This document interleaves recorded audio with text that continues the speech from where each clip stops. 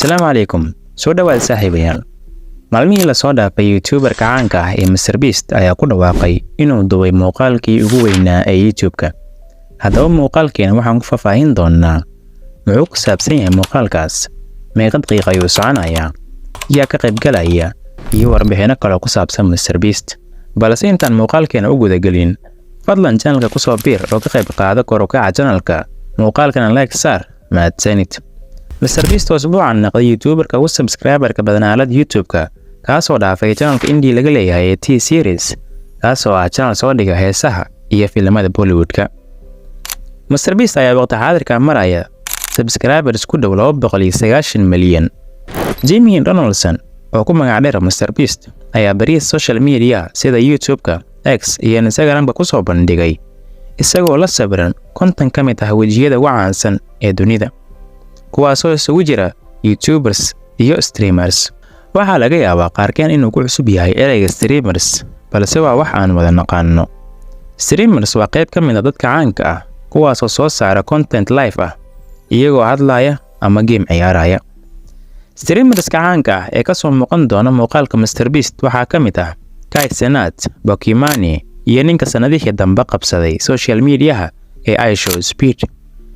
Inkastoo aan wada ognahay MrBeast inuu mar walba soo saaro muuqaalo xasaasi ah, laakiin muuqaalkan waxaa la rajeynayaa in uu noqdo midkii ugu weynaa, taasoo la macno ah in aysan kaliya badnayn lacagta lagu tartamayo, balse dadka ka qaybgalaya muuqaalkan ay yihiin dad caan ka ah social media. Haddaba MrBeast ayaa 5 bisha aan ku jirnay ee June soo dhigay inuu dhameeyay duubista muuqaalka, kaas oo sheegay inay qaadan doonto muddo bil ah in la edit gareeyo. Sprin oo ah YouTuber caan ah ku soo jeeda dalka Argentina, kaasoo qayb ka ah dadka ka qaybgalaya muuqaalka MrBeast ayaa Twitter-kiisa ku soo qoray: "Hadda ayaan ku soo noqday gurigeyga. MrBeast iyo tiimkiisaba waa dad duni kale ku nool. Waxaan duubnay muuqaal wanaagsan, waana hubaa inaad ka heli doontaan." Qoraalkaas oo helay falcelin badan oo ah goorta uu soo baxayo iyo wuxuu ku saabsan yahay challenge-ga, MrBeast ayaa reply ka soo bixiyay qoraalkaas isagoo kaliya soo qoray July 13, taasoo la macno ah in muuqaalku soo bixi doono taariikhda markay tahay 13 bisha soo aadan ee July. MrBeast weli ma uusan shaacinin mowduuca muuqaalka ama challenge-ga ay ciyaari doonaan 50 qof ee uu ku casuumay. Muuqaal uu ka tiray bartiisa Twitter-ka, MrBeast ayaa u mahadceliyay 50 qof oo ka soo muuqan doonta muuqaalka. Magacyada ugu caansan ee ka soo muuqan doona muuqaalkan ayaa kala ah KSI, Logan Paul, Face Rock, Chunks, Star, Nico, Mark Rober, Nick Giovanni, Carrie Minati iyo AJ Shabel. Dadka ugu followerska badan ee ka soo muuqday listigan waxaa ka mid ah Kai Cenat oo ah 22 jir, kaasoo soo gala live bartiisa Twitch, ahna YouTuber.